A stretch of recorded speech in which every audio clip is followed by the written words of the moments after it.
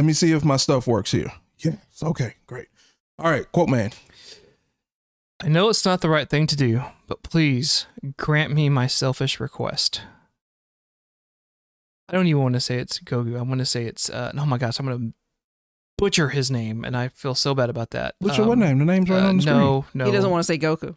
I want to say the creator, and I'll butcher his name, so I'm not even going to go there. Toriyama. Thank you. No, that's a Goku quote. But the point being, though, is we lost a great one. I don't care whether you like Dragon Ball Z or whether you're the biggest fan. No one can deny what Dragon Ball Z meant to the community at large. And still today. And whether you know it through the anime, whether you know it through card collecting, whether you know it through video games, you've touched this arena at one point or another in your life, even if you didn't realize it. Even if you watch the Macy's Day Parade? Even if you watch the Macy's Day Parade. At a certain point, there's a level of age group, right? A specific age group that if you enjoyed any anime after a certain year, you owe it all to Dragon Ball Z and Pokemon. Mm-hmm. So if it was not for those two, you would not be watching Demon Slayer today. To our off-air conversation that we had, WB morning WB 33 morning highlight. Pokemon. This and Pokemon. I don't remember Dragon Ball being on there. I remember it towards the end of the Saturday morning. But you also had kids. So I did. So what I mean not is, that bad. They're not that old.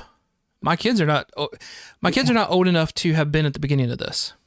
No, but they could have been at the end of WB kids morning cartoons kind of stuff. Maybe my daughter. You see what I'm saying? Maybe my daughter. Yeah. So I don't know what they were playing. So just to be fair, when I was introduced to this, it wasn't on there. So but anyway, remind me, this had a was it Game Boy or Game Boy Advance video game? All of the above. Yeah. I mean, they've been putting out games because you got to remember, whenever Dragon Ball Z got popular over here, it was already done and over in Japan. Yep. And it had been around since like the 80s or something, right? Yeah, since the 80s with Dragon Ball, and then Dragon Ball Z started in the 80s. 87? And then, so they had games and they had Super Nintendo games. They had all kind of stuff. Two things on him. One, we lost a legend, for sure. Sure. Two, surprised but really happy the family did what they did to keep it private, and no one knew about this. And they said they wanted it family. They didn't want to have the big deal that they felt it could, or really in reality, it would have been. Yes. Yeah, it would have been kind of crazy over there. They did not announce this until after his funeral with his family, which I thought that's really respectful for those who knew him personally and cared and loved him. So I'm glad you said that, because that's a segue into really why I put this quote up there. But what, you have anything before I go off? Because I think my take is going to probably rub some people the wrong way. So I had a couple things. Okay. All right. One thing I was going to point out, you already said that basically, if Dragon Ball had never existed, then we would not have like Naruto and One Piece and like all the stuff we have today. Yeah, no way. Another thing that I was reading, somebody made a comment about is, he's directly talking about Toriyama. He's directly inspired what we expect role-playing games to look like today. I want to see what you thought about that. Role-playing games. Well, he did a lot of the art for Dragon Quest. If you go play the Dragon Quest games, they all look like Dragon Ball Z characters. You got characters that look like Goku with red hair because his art style is his art style, right? Yeah. You can only make so many different looking characters, but then some people start blending together. Yep. But yeah, I don't. Looking at you, Jim Lee. I don't know if I agree with that 100% because at least over here in America, Dragon Quest is not one of the top RPGs, right? You're gonna start with Final Fantasy before you get to Dragon Quest. But generally speaking, time out. Huge impact. Side quote here or side request. Are you playing the new Final Fantasy? Not yet, because I had never finished the first one.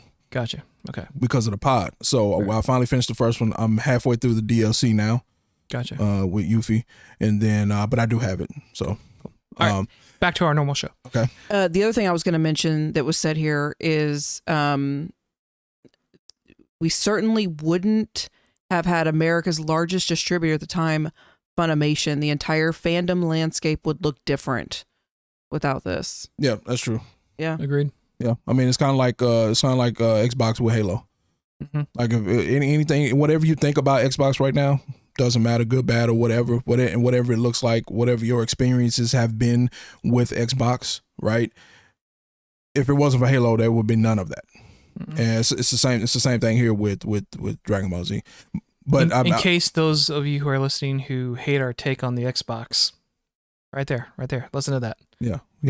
Props. I will just say this one last thing before you go is that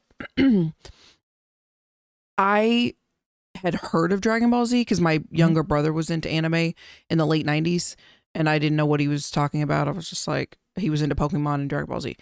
And it wasn't until we met that he kind of got me into Dragon Ball Z. And I remember we went to the movie that came out in 2013. And I always, until now, I think I've learned my lesson, but I have consistently underestimated the fandom of Dragon Ball Z.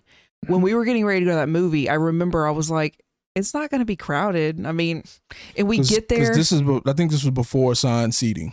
It was. Mm-hmm. Well, you could get assigned seating certain places, but you can get it everywhere now. But at the time, this was before assigned seating. So you had to show up to get it. Mm-hmm. But it was bananas here at our local theater. And I was like, and then where it really hit home was we went to a convention. Well, but even before that, before we even got in, there were multiple people outside of the theater trying to buy my tickets. Yeah. Mm-hmm. Yeah, it was crazy. Multiple people just standing out there trying to buy the tickets because they did not get a ticket. This was Resurrection F, I think. It was the first time when Dragon Ball came back in 13 years or whatever it was, with a new movie. Started off with a new movie. So underestimated big time. And I think American audiences really do underestimate it. I mean, when we went to go see Demon Slayer, we went to an early showing because couldn't go to a later showing. It was packed at a 2:30 in the afternoon showing. It had its audience and some people in full gear. Yeah. So I was, I just remember kind of thinking, I was like, oh, that's pretty cool. Like, I guess this one was so big also because I didn't realize, I don't think I understood. You probably told me, but I don't think I fully understood that this is the first thing that's been out in 13 years. Mm-hmm. And it was still that many people. Yeah. And then where I really, really got just kind of punched in the face with shock is we went to a convention last year, I think. And he was telling me like, we need to get there early because both Chris Sabat, who does Vegeta, and Sean Schimmel, who does Goku, we're going to be there. And I was like, it's going to be fine. No, it was insane. It was insane. The lines for these people. Now, Chris Sabat also does he does Full Metal. He does My Hero. He's All Might in My Hero. Yeah. So his line is really, really long, but people will stand there for hours. I stood there for 4 hours. And you were in the third row. And I was in the third row. She was in the third row and still stood there 4 hours before. Which means he took probably at least for sure one break during that where you had to just stand and wait. No, the thing is, I was in a regular and there was a VIP. He also got there a little late. He did get there a little late, but oh my God, it was insane. But anyway, all I'm saying is that this was after the weekend before, or maybe 2 weekends before, they were at another convention and we could not get to him. They kept kicking us out of line. Yeah. The line was so long, we went multiple times and they kept kicking us out. That's the one I was talking about where we didn't get there early enough because I was like, nah, it'll be fine. And no, the lines were insane. Yeah. We went to another one, like you just said, the next weekend or weekend after, whatever. And it was bananas there too, but I still stood in line for 4 hours. But anyway, my point being that, yes, Dragon Ball Super recently was out, but Dragon Ball Z has not been out. That came out so long ago, and people are still just hyper obsessed with this show. It has such a huge impact that I never even understood. Because and this would be a good, something for the comment section, but one of our first not arguments, but debate about this kind of thing was like, you were into Gilmore Girls, you were into Friends, and I'm like, No, Dragon Ball Z. Yeah. As far as like the fandom and the amount of fans, like 100%. Oh, yeah. and I was 100%. and I was like, no, Dragon Ball Z. She was like, what? No, nobody watches that. I'm like, okay. Supernatural and The Walking Dead have fandoms and conventions, and that, but it's nothing like what, because there was really nothing like that here. And so when even something small like that you would think a signing may not be a big deal, it's like, no, you don't understand, because it happens so rare. Those are always going to have much, much bigger fandoms than what I think the average person realizes. And you're no longer an average person with that. Like, you understand this now. You get it now. But like, even like you smelt the stinky people in line. This is the only time they get out of the house once a year. Yes, these are not like scalpers either. These are, you can tell by the way they look. Well, some of them are. But most of them are not scalpers. Yeah. But I will say that if you're going to convention, folks, anytime this year at all, deodorant, spray deodorant, yeah, take a shower. Spritz up. You don't even have to shave. Smell. You don't have to shave. Yeah. I don't. Just brush your teeth. Take a shower. And put some deodorant wear on. some deodorant. And some clean clothes. Clean. Thank you. And do not go to convention for 4 days and take one change of clothes. No, sweetheart, you need at least 3 days worth. No.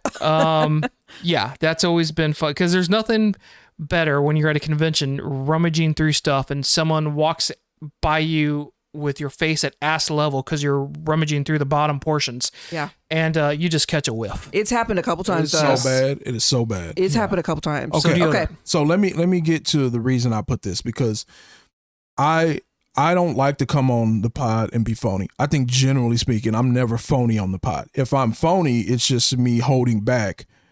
We saw an episode of Joe Budden podcast where he told all his co-hosts to shut the F up and let him talk. Like, sometimes I want to say that, but I never do that. I don't talk to y'all like that, right? Normally, we get into our disagreements, but I don't think we've ever pushed that on. Yeah, I'm not calling names, and I'm not using vulgar. So anytime I'm being phony, it's because I might want to say that, but I don't say that. Yeah, so that's the only time I'm being phony. But you're not really phony at all, right? Yeah. So generally speaking, no, I'm not phony. So I don't want to be phony in this case. Okay. My first thought, and a lot of people will be like, "Well, that's heartless. That's why are you." The dude just died, right? Mm-hmm. My first thought was, well, what's going to happen with the Dragon Ball shows that have already been announced? Yeah. And the only reason, so if Dragon Ball GT never happened, if things like the Garlic Jr. saga never happened, I probably would not have this thought. But we've already lived in a Dragon Ball world where Toriyama did not exist.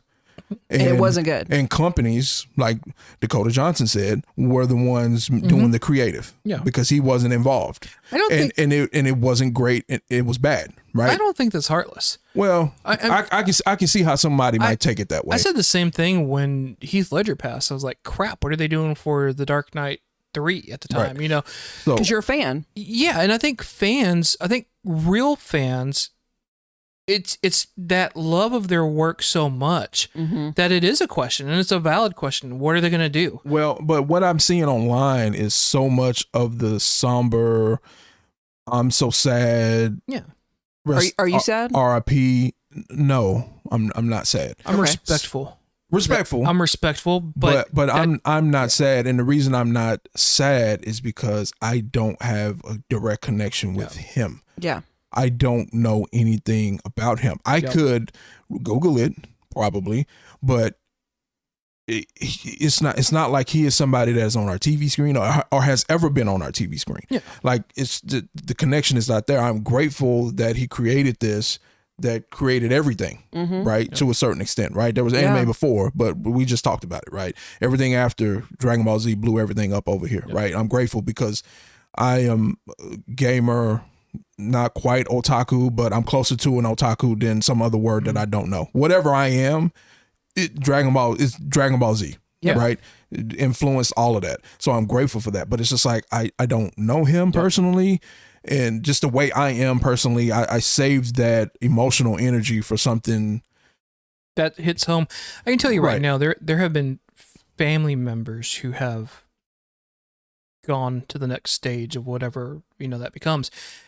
And I've just been like, oh, I'm so sorry to hear that. And then I move on with my day. right? But for his family, I can imagine that's something different. That's something very much that's personal, whatever. But you're right. Like me, again, I did that with Heath Ledger, and I did it with a musician or two, but it had nothing to do with anything. When Aaliyah passed, that hit hard, not because, well, one, she had great music, but two, because I realized, oh my God, that's a person that was my age at the time. And I'm like, that's got to be harsh. So that hit me closer than anything, say like when Stan Lee passed, even though Stan Lee to me, another legend, right? Another legend, but I didn't feel that connection. Because I looked at him and I was like, you've lived a great long life.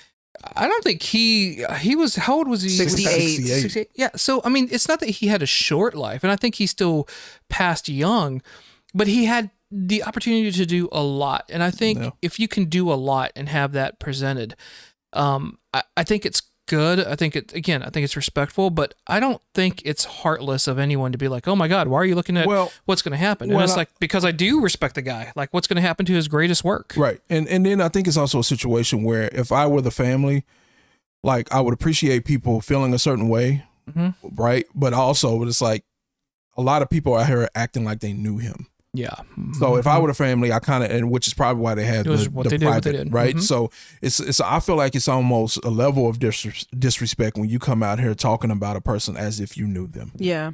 To me, that's kind of more disrespectful to the family than anything. Then I think it's also disingenuous because again, if you are sad, and I'm not saying 100%. Yeah. Some people could just be in their feelings. But if you are super sad about this, are you really sad that a person passed away?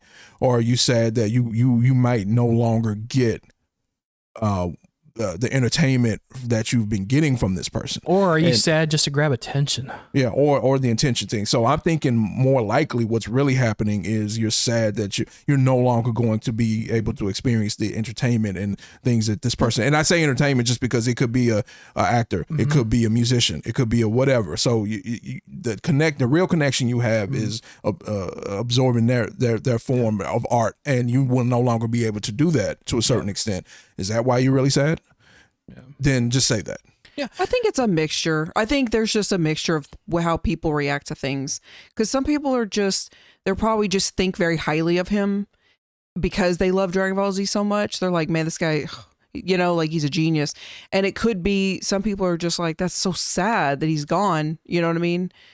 Yeah, and he wasn't young, wasn't old though. I mean, it's not like, for death. He was not old. Yeah, it's like it's just that.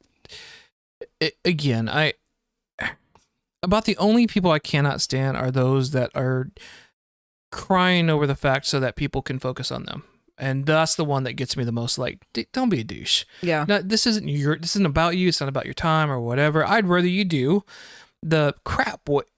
What's going to happen to the series? Is that going to continue? I'll tell you right now, that really bothers me with not Mayor of Kingstown, but Tulsa King. I'm like, Sylvester's getting up there. Like, man, I hope nothing happens to him. When that whole accident happened with Jeremy Renner, that was my first thing. I was like, man, they got the next season of Kingstown coming. Is he going to do this? He's not like. And again, it's not like when we watch Picard. It was just like, is he going to make it? Right. Yeah. I would hate for it to end early or prematurely because something happened to him. 100%. And again, it sounds heartless because it should be more about, I hope nothing happens to him. But no, it's more about, I hope nothing happens to him because I want to get more Star Trek. Yeah. So again, that goes back to the quote. It's a direct quote from Goku. I know it's not the right thing to do. Yeah. This conversation we're having. Yeah. But please grant me my selfish request. And the selfish request is I want more Dragon Ball. I would never want Dragon Ball to ever end. Yeah. You see what if I had it my way. The stuff that I like, right? MCU stuff, that's whatever, anime related movies, DC movies. Yeah. I want it to keep going for forever. I would never want it to stop because I remember a time when it did not exist. Can I do the segue? Can I do a segue? Mm-hmm. Let me just segue. Even when they're bad, horrible movies, I still want to see those being pumped out because I want to see it exist. I'm with you on that. Well, I mean, you've said that. You've said that about DC. Yeah, he's like, I want it to succeed. Like, I sound like I'm bashing it, but I want it to succeed. I want to see good stuff. I want it to continue. I don't want it to fail. Yeah. You know, I want it to be able to keep going. Now, if they somehow were to create something bad, but somehow it was still successful and sustainable, fine. Yeah. But it doesn't seem like that's the case. So that's why I'm so hard. You see what I'm saying? That's why I'm hard on DC. I'm like, get y'all shit together. Yep. Because I want it to continue. So it's the same thing here. So that is my selfish request. I don't think he can get his shit together. That might be a heartless take. Yeah. But I do wonder what happened. It said he had a subdural hematoma or something, which I was reading about, that most of those happen from a hard fall or an accident or something, hitting your head. Isn't that what happened to Bob Saget? I think so. Actually, I don't even think he got out of bed. He rolled over. But yeah, hit his head. Hit his head on the thing. Yep. Now, there are other things that cause it, but that the vast majority I read is a hit, like you hit your head. Can I tell you, the older we get, the more scared I am as a person. No, like, it is crazy. Seriously, with my back, like I was like, this is crazy. I should not be having to use a cane. Yeah. Because I'm thinking this is just something small, and it wasn't. So I can't imagine something like this and how it would affect it, because it's definitely sudden, it's unexpected. And I think that's the hardest part that people have trouble with, is when it is an instant, not expected trauma or event. That's what they got to get past. And sometimes it's hard, right? And I do respect those who, if it has hit them, because this is how they've lived their life based off of this influence, then I think it is okay for those individuals to be sad, maybe even shed a tear or two. Like, I'm not going to fault you for that, you know? Just be genuine about it. Right. I guess that's my thing. Is just be genuine about it. Yep. And that's what I'm doing. Yeah. You're being genuine. I don't have any other way to process this or no other feelings about it outside of what I just said. Yep. So again, it sucks. Don't get me wrong, it sucks, and it definitely sucks for the family. Yep. But when you got people like Stephen A. Smith using this for clicks. Yep.